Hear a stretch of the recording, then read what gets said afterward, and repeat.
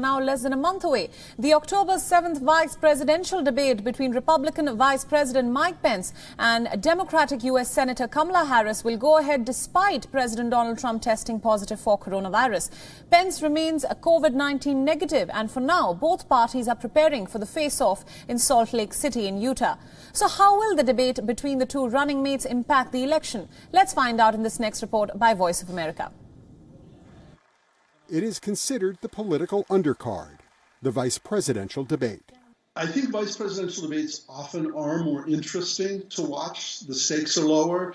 The participants feel a little freer to say and do what they want. Wednesday's debate between Republican Vice President Mike Pence and Democratic Senator Kamala Harris has multiple storylines that make it more interesting and watchable. The historic nature of Kamala Harris's nomination and the fact that a woman of color, first woman of color on a major party ticket, will be debating. Geraldine Ferrara was the first woman to participate in a vice presidential debate, facing George Herbert Walker Bush, Ronald Reagan's running mate, in 1984. So I remember there being tremendous concern about the way Vice President Bush should debate the first female on a presidential ticket.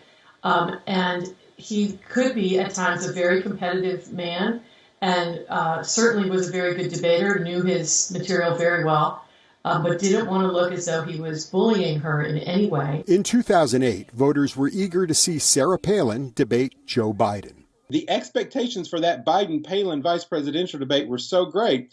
It's the only time in presidential debate history that the vice presidential debate had more viewers than the top of the ticket presidential debates. And those top of the ticket debates were not snoozers because they included Barack Obama in terms of historic debates.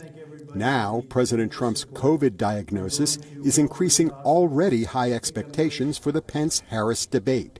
Vice President Pence was the head of the coronavirus task force.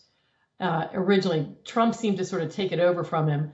But certainly the Harris campaign will be going right for Pence on coronavirus concerns and talk about all the things that they think he did to not handle this as well as he could have. Mary Kate Carey is a senior fellow at the University of Virginia's Miller Center. She's got a reputation for being a very aggressive questioner in the Senate Judiciary Committee. She's known for sort of laying these traps and trying to bait people to respond. So she will be a very formidable debater, I think. Pence, on the other hand, is a pretty unflappable guy to the point of sometimes not being very animated at all. The chances of him falling into any sort of trap are pretty small. But I also think he's got an audience of one. His illness aside, President Trump is age 74. Joe Biden is 77. This vice presidential debate has future implications. If Mike Pence has another good debate in 2020, as he did 4 years ago, then that really helps strengthen his position as the Republican nominee in 2024. And the same with Kamala Harris, who's obviously, young enough to have a long-term ambition here. But too much focus on 4 years from now risks losing sight of the main debate objective: defend the presidential candidate they are running with. I think that we'll see Kamala Harris prosecuting why the Trump should not be returned to office, and then Pence having to defend the record for the past 4 years. And so that will be, I think, an interesting debate to watch. The vice presidential candidates meet Wednesday evening in Salt Lake City, Utah. Steve Reddish, VOA News, Washington.